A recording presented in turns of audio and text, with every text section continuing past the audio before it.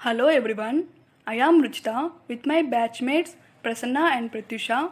We are here to give a video demonstration of our project Distant Socializing Surveillance using YOLO algorithm. Let's go ahead. Let me give justification of our project title. Distant Socializing Surveillance means detecting the physical distance between two objects or persons. This protocol is very necessary in this pandemic. And next, using YOLO algorithm, as its name shows that YOLO, you only look once. It predicts the kind of position of an object just by seeing the image one time. Let's understand YOLO's reality. Eye is the major part of human body to see everything in the nature. It sends to brain frame by frame and decode it and make sure that object is being detected. Well, it sounds pretty to understand, but the principle is same.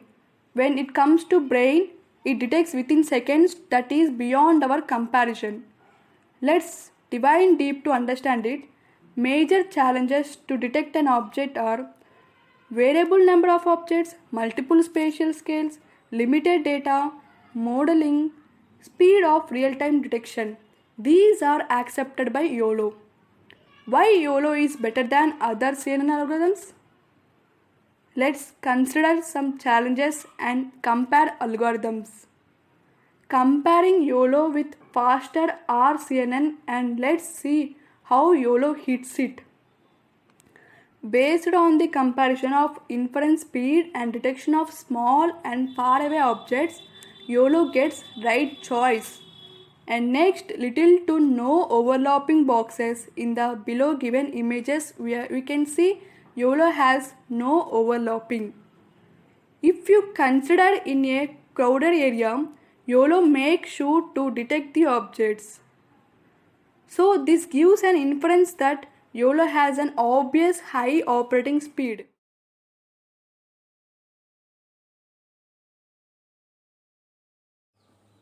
Hello everyone, let's continue with the project demo. As per the guidance of WHO, physical distance is the best prevention in this pandemic. So we came with an initiative using computer vision technology. The system detects and alerts the person if the person is about the minimum range. So distance between the persons is calculated based on the Euclidean 2-point formula. So let's get started. Here we used 4 modules: Coco.names, YOLO v3 CFG, YOLO v3 weights, and video surveillance. Let's open this in VS Code. So here we can see that the 4 modules are open. That Coco.names contains a whole list of YOLO v3 detecting objects, contains like person, bicycle, car, motorbike, bus, train, truck, and etc.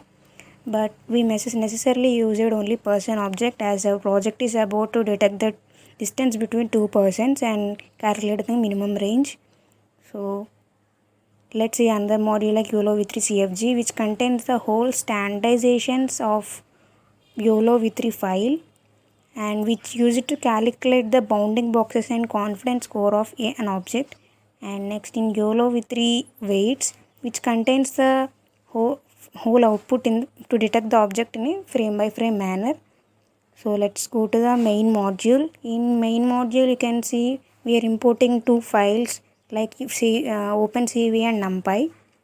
These OpenCV and NumPy is used to detect the objects and further numerical calculations, and we are invoking two variables like confidence score and the threshold value. And next we are seeing the video path how we are giving an input to our execution. So here we can see that the two functions has been invoked, like calibrated distance to calculate distance between the persons, and isClose method to return the status value the persons are in minimum range or not. So and next we can see that the weights file and the configure file of YOLO v3 weights and YOLO v3 CFG. And further we are going to while true, if the while true function is while true loop is invoked if the output has been detected in a frame by frame manner, like by using boxes, confidence scores, and class IDs. And next, by calculating the centroid value of two persons on an object, this distance has been calculated, and based on this risk factor has been by returning the risk factors as values of g is equal to 1 and g is equal to 2, and it returns the values of status as 1 or 2 by calculating the risk factor. If g is equal to 1 and g is equal to 2, and we are giving an output as 2, total number of persons, low risk persons, high risk persons, and by saying that the count value is 2 for the low risk, count value is 1 for high risk, 0 for the safe, and next we are annotating these status values as by connecting lines showing among the persons, like yellow as close and red lines as very close. And next we can go to the bounding boxes by calculating the level of risk. If the high risk, it is detected by dark red, and low risk it is an orange. Green boxes are detected if the persons are in safe, and it shows an output like total count and high risk count and low risk count and safe count. So finally we are returning the force function for radiometer to stop our execution. Here we see in the how code explanation has been taken. So let's execute it. So open command prompt.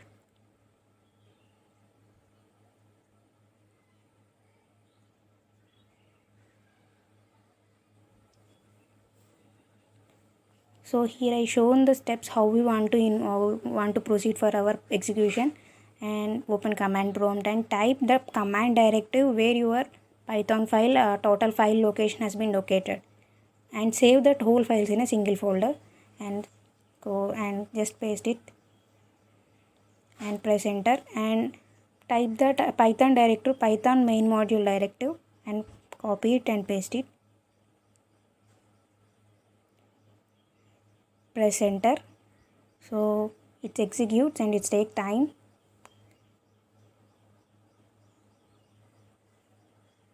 So here we can see that the how output has been executed, that it shows that green boxes and red boxes, and red lines also is showing that, and yellow lines. To detect that, yellow lines means it's persons are in close, red lines are detected if the persons are very close. If the red boxes are detected, the persons are high risk, and green and are safe, and orange the persons are in the low risk area. So I am showing that original video also. So see. So here we can see the original video how we had it, and see the final video how we got. So that's all about our project and for calculating the surveillance. So have a nice day. Thank you.